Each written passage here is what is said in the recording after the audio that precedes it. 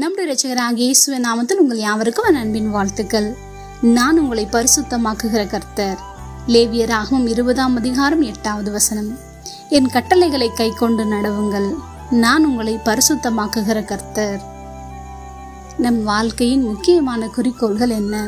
பொருளாதார கடமைகள், திருப்தியான மன அமைதியான வாழ்க்கைக்கு என்ன செய்ய வேண்டும்? இதே வேலை கடைசி வரை நிலைக்குமா? பதவி உயர்வு பெற தேவையான திறமைகள், வாய்ப்புகள் நம்மிடம் உள்ளதா என்று எதிர்காலத்தை பற்றி வாரத்தின் 6 நாட்களும் நினைத்து கொண்டே ஓடிவிட்டது. இன்று ஓய்வு நாள், சற்று ஓய்ந்திருப்போம். நம்முடைய சிந்தையை மாற்றிக்கொள்வோம். தேவன் வானத்தையும் பூமியும் அதிலுள்ள யாவையும் படைக்கப்பட்டு முடிந்தது. அனைத்து வேலைகளையும் அன்று செய்து முடித்தார். ஆகையால் 7வது நாளை ஆசீர்வதித்தார், ஓய்வெடுத்தார், அதை பரிசுத்தமும் ஆக்கினார். இந்த நாளை மாத்திரமல்ல, அவரால் உண்டாக்கப்பட்ட நம்மையும் பரிசுத்தமாக்கி உள்ளார். அவருடைய கிரியைகள் நம் வாழ்வில் ஏற்கனவே செய்து முடிக்கப்பட்டு விட்டது. பரிசுத்தப்படுத்துகிற கர்த்தர் விரும்புகிற காரியங்கள். இந்த ஓய்வு நாளான பரிசுத்தமான இந்த நாளை பின்பற்ற வேண்டும். அதுவே நமக்கும் தேவனுக்கும் மத்தியில் உள்ள ஒரு பெரிய அடையாளம்.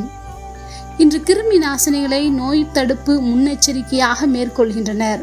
ஆனாலும் கூட பாதுகாக்க முடியவில்லை. பரவிக்கொண்டே போவதை தடுக்க அரசாங்கம் மட்டுமல்ல, நாமும் கவனமாய் இருக்க வேண்டும். அதே போன்றுதான் கர்த்தர் நம்மை பாவத்திலிருந்து மீட்டெடுத்து பரிசுத்தப்படுத்தியுள்ளார். அதை பாதிக்கின்ற செயல்களை நம்மை விட்டு எடுத்து போடுவோம். அவருடைய விதிமுறைகளுக்கு கீழ்ப்படிவோம். சாத்தானின் சதி திட்டங்கள் செயலற்று போகும்படி தேவனுடைய சட்டங்களின் உண்மையாய் செயல்படுவோம். யாருடைய குற்றப்படுத்துகிற சொற்களும் நம்மை செயல்படாமல் காத்துக்கொள்வோம்.